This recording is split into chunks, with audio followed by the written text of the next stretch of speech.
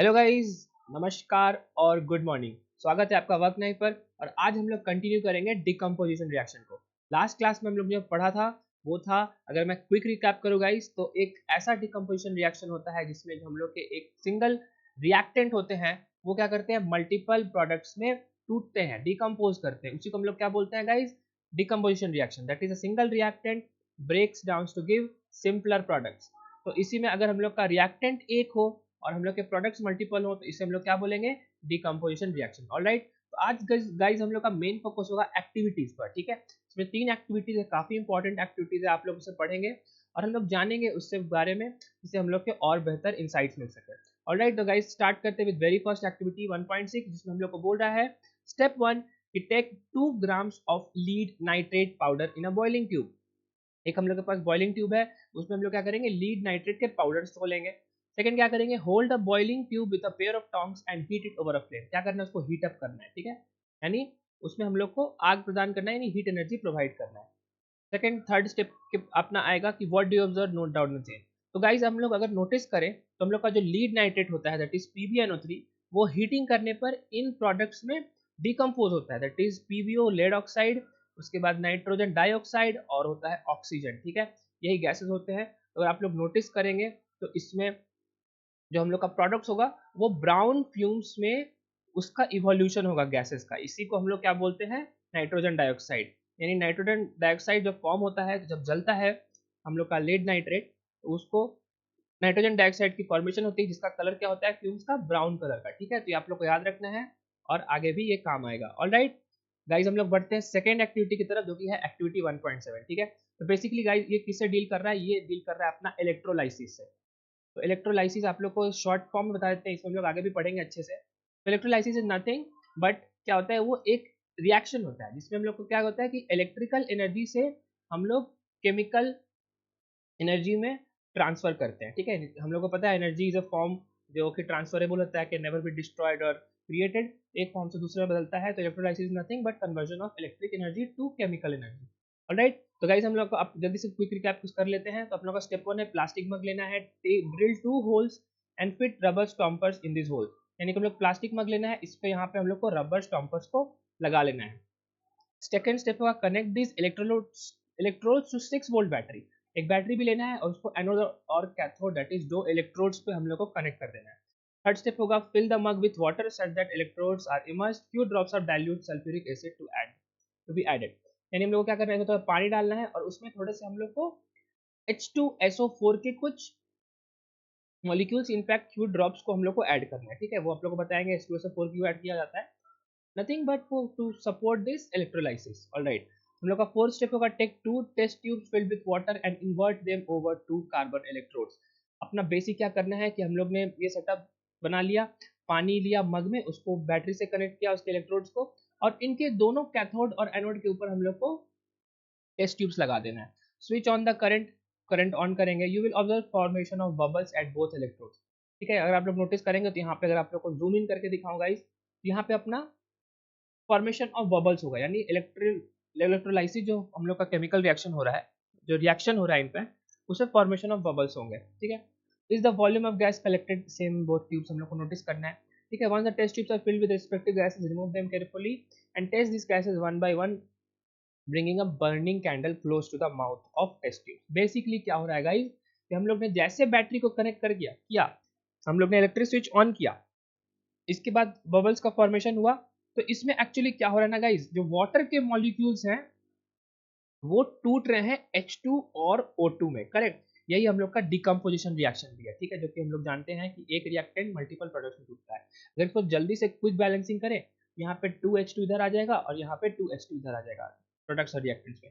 यानी 2 moles of water, अगर हम लोग उसको इलेक्ट्रोलाइसिस यानी इलेक्ट्रिक एनर्जी पास करें, वो डिकम्पोज करेगा 2 मोल्स ऑफ हाइड्रोजन और 1 मोल ऑफ ऑक्सीजन में। ऑब्वियसली गाइज ये अपना डबल है, ये नंबर ऑफ मोल्स इसके क्या है, डबल है, 2 टाइम्स है, यहाँ पे 1 टाइम्स ही मोल्स है।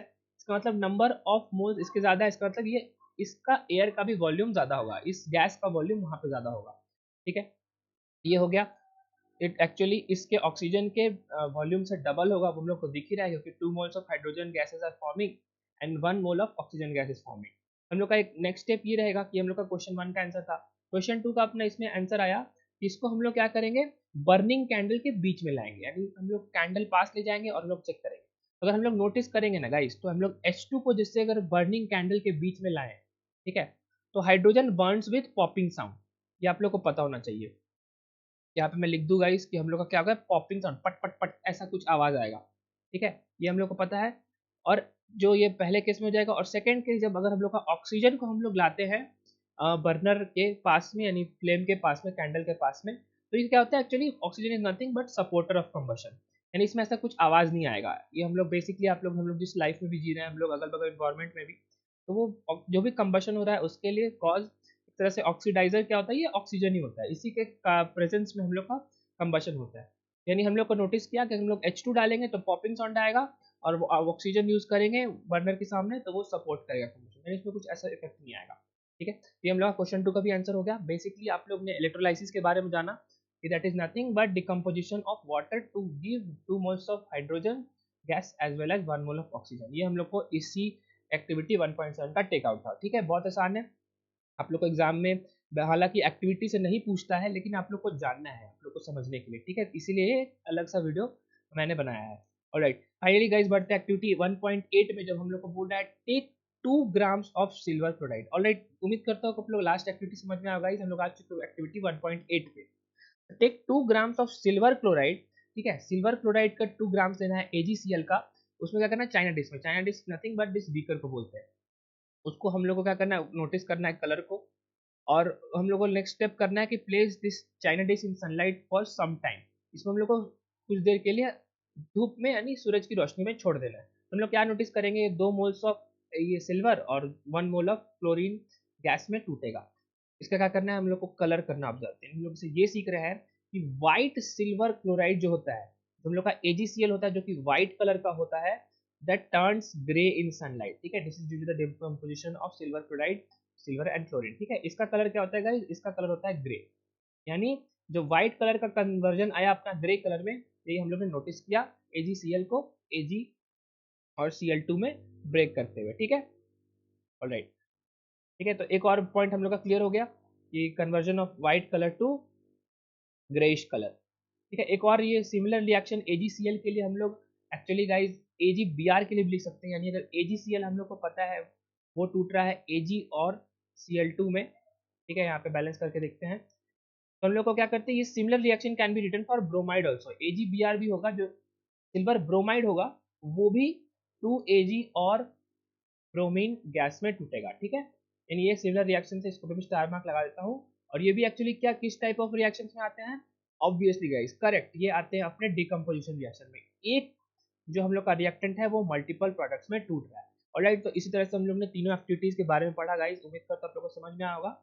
एक और पॉइंट में आप लोग को ऐड करना चाहूंगा गाइस कि ये हम लोग के जो रिएक्शंस हैं AgCl और AgBr के, ये conversion of white colour to grey colour में होता है, ठीक है, कलर कन्वर्जन हो रहा है। इसको हम लोग क्या करते हैं, ब्लैक एंड व्हाइट फोटोग्राफी में भी यूज करते हैं, ठीक है। आप लोग बस इतना ही जानिए अभी कि ब्लैक एंड व्हाइट फोटोग्राफी में यूज करते हैं, इसके पीछे का भी पूरा थ्योरी होता है कि ब्लैक एंड व्हाइट फोटोग्राफी कैसे होता है। लेकिन हालांकि आप लोग अभी के लिए इतना काफी है, जिसमें हम लोग को पता चल रहा है कि जो हम लोग का AgCl है और AgBr है वो ब्लैक व्हाइट कलर से ग्रे कलर में कन्वर्ट हो रहा है, तो हम लोग उसको ब्लैक एंड व्हाइट फोटोग्राफी में यूज कर सकते हैं, ठीक है। हालांकि आप लोग को जानना होगा इस, तो मैं इस पर नया वीडियो बना दूंगा, आप लोग को मन है तो गाइस जरूर कमेंट करें और ऐसा ही अपना सपोर्ट बनाए रखें। ऑलराइट, तो आज के शॉर्ट क्विक वीडियो के लिए इतना ही। काफी इंपॉर्टेंट एक्टिविटीज पढ़ी हम लोग ने 1.6, 1.7 और 1.8 रिलेटेड टू डिकम्पोजिशन रिएक्शन, ठीक है। तो गाइस मिलते हैं जल्दी से नेक्स्ट वीडियो में, तब तक के लिए आप लोग खूब मन लगा के पढ़ते रहिए। जय हिंद।